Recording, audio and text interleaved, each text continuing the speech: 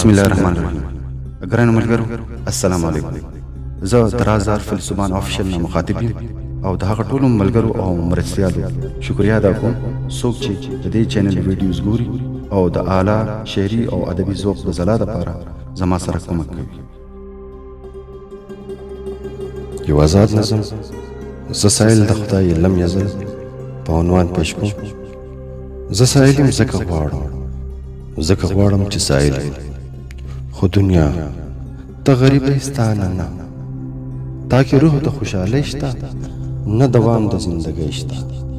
ستا سره یو څو ټکي دي او بس یو څو لمحې، ته که ماله خیرات راکړې نو خیرات ته به ته کښېنې.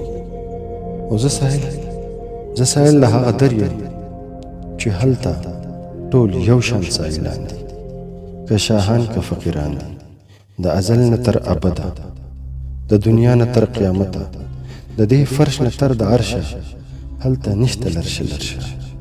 نو یا د حسن مصوره ای په خپل شاهکار مینه، د خپل حسن د جاگیر نه مال راکستانه غواړم.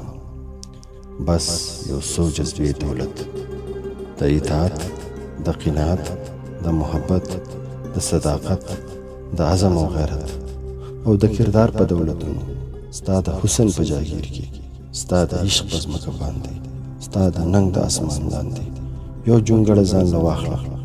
زه سایل پکې اوسېږم ځکه چې زه سایل یم خو مزاج مې شاهانه دی او ستا دنیا کې خلک وایي دیوانه دی.